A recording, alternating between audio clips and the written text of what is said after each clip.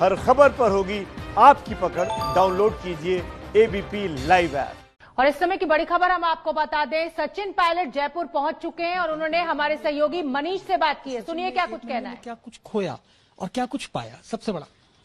देखिए, लोकतंत्र में कोई भी व्यक्ति किसी पद पर जीवन भर नहीं बैठता है। हम जिस कुर्सी पे बैठते हैं वो एक निर्धारित समय के लिए होती है और कुर्सी से प्रेम करना भी नहीं चाहिए। कुर्सी पे हम क्यों बैठते हैं? सिर्फ एक बंगला गाड़ी लेने के लिए नहीं बैठे हैं। और इसीलिए मुझे लगा अगर हम बैठे हैं कुर्सी पे तो कार्यकर्ताओं के काम हो, संसाधन हो, डिलीवरी हो, उम्मीदों को पूरा करें, कुछ पुण्य कमाएं, कुछ आशीर्वाद लोगों का लें। और सिर्फ बंगला गाड़ी लेना है तो फिर इस पद का कोई मतलब भी नहीं रहता है। इसलिए खोया है कुछ, मैं ऐसा नहीं मानता हूं, क्योंकि पद पे हमेशा कोई रहता भी नहीं है। लेकिन पाया जरूर इतना है कि जिन वर्कर्स के लिए, जिन नेताओं के लिए, जिन विधायकों के लिए मैंने बात उठाई है, और मुझे खुशी है आज, चाहे वो किसी भी रिजॉर्ट होटल में हो, आज अधिकांश विधायकों के काम भी हो रहे हैं और प्रशासन उनकी बातों को गंभीरता से ले रहा है। तो जहां भी जो विधायक हैं, चाहे जयपुर हो, चाहे जोधपुर जैसलमेर में हो, उन सबके काम हो रहे हैं। यही तो बात, हमारा संघर्ष इस बात का था कि सब लोगों को लगे कि मेरी भागीदारी है, भाई मेरी हिस्सेदारी है। चंद लोग सरकार को चलाएंगे, निर्णय वो लेंगे, मनमानी होगी तो एक अच्छा वातावरण नहीं बनता। और पहले जब सरकार रही हमारी तो एक बार हम 50 विधायकों पे सिमट गए, एक बार 21 पे रह गए, तो 3 साल बाद फिर चुनाव है, तो फिर चुनौती आएगी। इसलिए मैंने कहा अगर संशोधन करना है, बदलाव करना है रणनीति में या कार्यप्रणाली में, तो कोई बहुत गलत बात नहीं है कि आप एक स्टेप वापस लें, विश्लेषण करें और बेहतर कर आगे बढ़ें।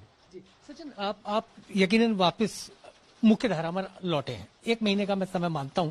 मैं घर वापसी इसलिए नहीं कहूंगा क्योंकि शुरू से आप कभी कहते ही नहीं थे कि मैं कांग्रेस छोड़कर गया हूं।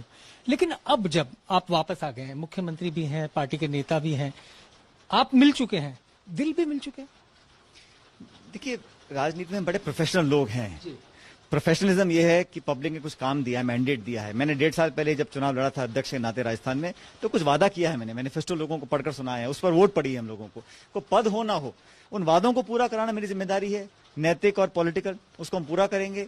और मेरे मन में कोई दुर्भावना नहीं है। मेरे मन में जिसने मेरे बारे में जो कुछ मर्जी बोला हो, जीवन लंबा होता है, शब्द बाण चल जाते हैं, कभी कोई आदमी भावना में बोल देता है, लेकिन मेरे मन में किसी के प्रति कोई कड़वाहट नहीं है। चाहे मुख्यमंत्री जी भी हो, मेरे से उम्र में बड़े हैं और मेरे संस्कार ऐसे हैं कि बड़ों का, बुजुर्गों का हमेशा आदर सम्मान करना है।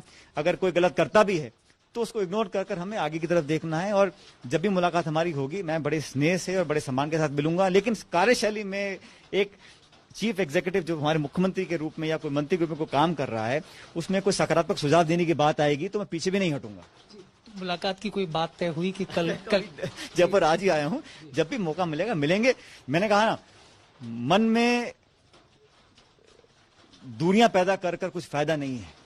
जो इशू को लेकर चले थे, जो सिद्धांतिक हमने मुद्दे उठाए थे, वो पूरे हों। और एआईसीसी ने आश्वासित किया है कि बहुत जल्द इस काम को हम लोग पूरा करेंगे। अब तो जनता के सामने जाएंगे और जितना ज्यादा हो सकेगा उतना काम करेंगे 3 साल में।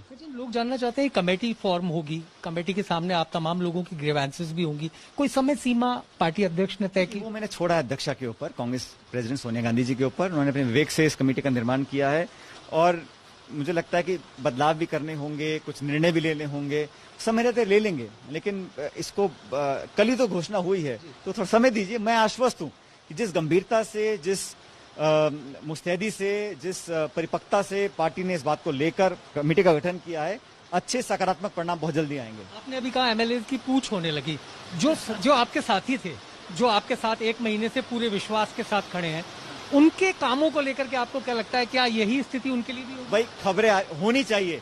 मैंने ये बात दिल्ली में कही थी पार्टी के अंदर कि जिन लोगों ने अपनी बात रखी है उनके खिलाफ द्वेष की राजनीति ना हो, वेंडेटा पॉलिटिक्स ना हो। ये सब भागीदार हैं। 6 बार के एमएलए, 7 बार के एमएलए, पूर्व स्पीकर, पूर्व कैबिनेट मंत्री, पूर्व सीएलपी लीडर, तो ये सब प्रदेश भर के वो चुनिंदा नेता हैं जिन्होंने इंदिरा जी के लिए जो जेल गए थे, 40 साल कांग्रेस पार्टी को सींचा है।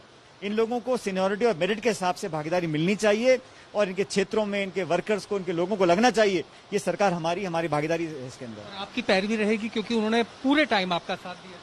पैरवी सबकी करनी है, सिर्फ ये 19, 20, 50 लोगों की नहीं, राजस्थान के लोगों की, विधायकों की।